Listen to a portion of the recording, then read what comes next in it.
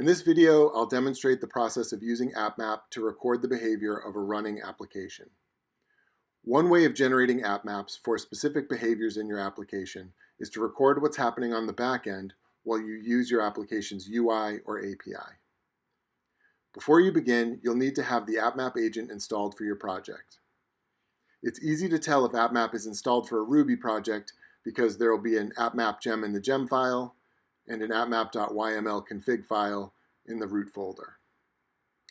For videos and instructions on how to install AppMap for your project, see our documentation at appland.com/docs. Once the agent is installed for your project, you'll need to start the application or microservice you want to record. If you're using a web server that can run multiple processes, set the web concurrency to 1. Otherwise, multiple processes will try to write to the appmap.json file and clobber one another. Now start your application server as you normally would, but with the variable AppMap set to true. I'm going to be looking at the Rails sample app, so I do AppMap equals true, bundle exec Rails server.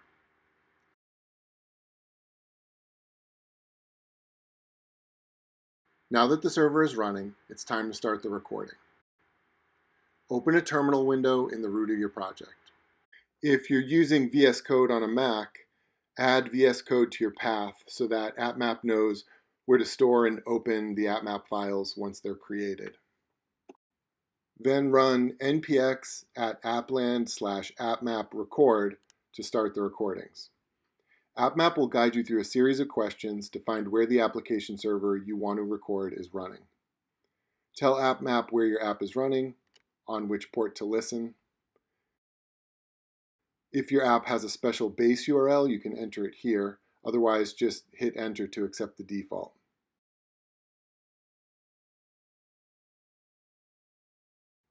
AppMap will connect to the agent, and when you're ready, type Y and enter to start recording.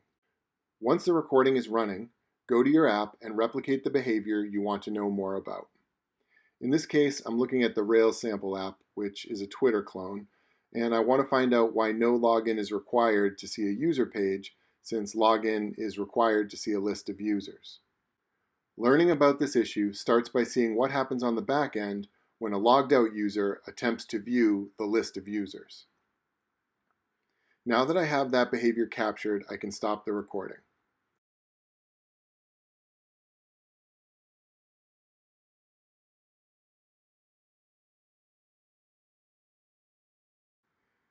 Since I'm in VS Code, the AppMap opens automatically. If I was doing this in a terminal session external to VS Code, I'd get the option to open the AppMap in another IDE or a local browser window. The newly recorded AppMap is available in the root of the project or from the AppMap tab.